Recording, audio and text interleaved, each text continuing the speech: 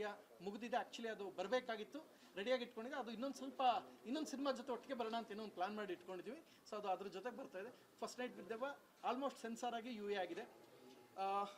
ಕೋಟೆಯಣ್ಣ, ನಾನು, ಶೋಭರಾಜ್ ಸರ್, ಆರ್ನ ಅಂತ ಹೀರೋಯಿನ್ ಇದ್ದಾರೆ, ರಚಿತಾ ಅಂತ ಇನ್ನೊಬ್ರು, ಆ್ಯಂಡ್ ಮುನಿ, ಮಿಮಿಕ್ರಿ ಗೋಪಿಯವರು, ತುಂಬ ಒಳ್ಳೆ ಕಲಾವಿದರ ತಂಡ, ಮತ್ತು ತುಂಬ ಹೆಸರಾಂತ ನೀವೆಲ್ಲರೂ ಶಾಕ್ ಆಗಿ ಶೇಕ್ ಆಗೋಂಥ ಒಬ್ಬ ನಟಿ ಆ ಸ್ಪೆಷಲ್ ಸಾಂಗಿಗೆ ಬರ್ತಾ ಇದ್ದಾರೆ.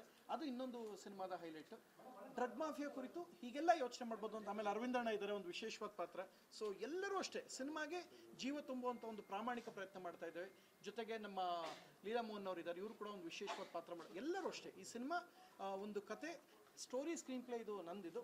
ಸರ್ ಹಿಂಗೆ ಯೋಚನೆ ಮಾಡಿ ಮಾಡೋಣ ಅಂತ. ಬಟ್ ಕನ್ನಡದಲ್ಲಿ ಒಂದು ಪ್ರಾಮಾಣಿಕವಾಗಿ ಹೇಳ್ತೀನಿ, ಡ್ರಗ್ ಮಾಫಿಯಾನ ಈ ಆ್ಯಂಗಲ್ಲಿ ಯೋಚನೆ ಮಾಡಿ ಮಾಡಬಹುದಾದ ಅಂತ ಒಂದು ಯೋಚನೆ ಮಾಡುವಂಥ, ತಲೆಗೆ ಕೆಲಸ ಕೊಡುವಂಥ ಸಖತ್ ಎಂಟರ್ಟೈನ್ಮೆಂಟ್ ಸಿನಿಮಾ ಇದು. ಅಣ್ಣ ತುಂಬ ಚೆನ್ನಾಗಿ ಮಾಡಿದ್ದಾರೆ.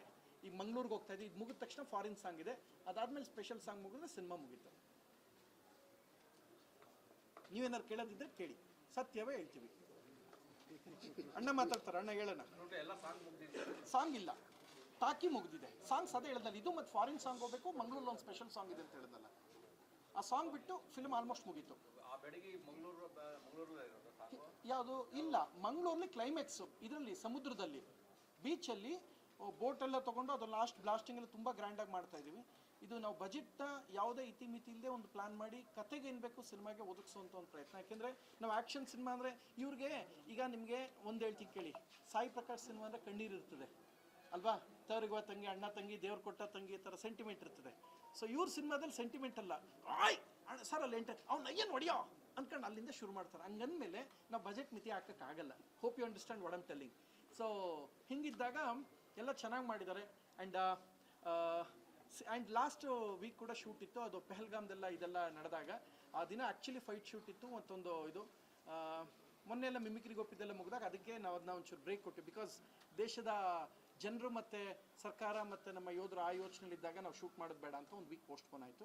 ಅದಾದಮೇಲೆ ಮತ್ತೆ ಆ್ಯಸ್ ಯೂಶುವಲ್ ಫೈಟ್ಸ್ ಏನು ಬೇಕು ನಡೀತಾ ಇದೆ. ಒಂದೇ ವರ್ಡಲ್ಲಿ ಹೇಳಿದ್ದಾರೆ, ಕರ್ನಾಟಕದಲ್ಲೇ ಪೋಸ್ಟ್ ಪ್ರೊಡಕ್ಷನ್ ವರ್ಕು ಫೈನಲ್ ಹಂತದಲ್ಲಿದೆ. ಫಸ್ಟ್ ನೈಟ್ ವಿತ್ ದೆವ್ವ ಸೆನ್ಸಾರ್ ಆಗಿ ರೆಡಿಯಾಗಿ ಇಟ್ಟಿದ್ದೀನಿ. We are planning to release the movie on June 3rd week. ಅದು ರೆಡಿ ಆಗಿದೆ ಅದು. ಸೊ ಇದು ಒಂದು ಚೂರು ಬಿಡಿದೆ, ಯಾಕೆಂದರೆ ಉದ್ಯಮದಲ್ಲಿ ನಮಗಂತೂ ಕಲ್ತಿರೋದು ಸಿನಿಮಾ. ಅಟ್ಲೀಸ್ಟ್ ನಾವೆಲ್ಲೋ ಬಂದಾಗ ಒಂದು ಕ್ಯಾಮ್ರಾ ಹಿಡಿತೀರ, ಮೈಕ್ ಹಿಡಿತೀರಿ, ಎಲ್ಲೋ ಒಂದು ಐಡೆಂಟಿಟಿ, ಗೌರವ ಅನ್ನೋದು ಸಿಕ್ಕಿದೆ. ಅಟ್ಲೀಸ್ಟ್ ನಡೆಯುವಂಥ ಸಿನಿಮಾ ಪ್ರಾಮಾಣಿಕವಾಗಿ ಮಾಡೋವಂಥ ಪ್ರಯತ್ನ ಅಂತೂ ಮಾಡ್ತಾ ಇದ್ದೀವಿ. ಒಂದು ಒಳ್ಳೆ ಆ್ಯಕ್ಷನ್ ಕಾಮಿಡಿ ಸಿನಿಮಾ. ನಿಮಗೆ ಮಾಸ್ಟರ್ ಈ ಸಿನಿಮಾದಲ್ಲಿ ಬಹಳ ಅಚ್ಚುಕಟ್ಟಾಗಿ ಒಂದು ನಿರ್ದೇಶನ ಮಾಡಿದ್ದಾರೆ, ನಿಮಗೆ ಇಷ್ಟ ಆಗುತ್ತೆ.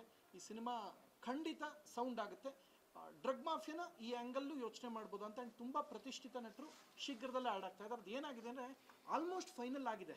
ಅದೊಂದು ಫೈನಲ್ ಇನ್ನೊಂದು ಸುತ್ತು ಮಾತುಕತೆ ಇದೆ. ಅದಾದ ತಕ್ಷಣ ಅದೊಂದು ಟ್ವಿಸ್ಟ್ಗೆ ಆ್ಯಡ್ ಆಗ್ತಾರೆ ಅವರು. ಅದೊಂದಿದೆ.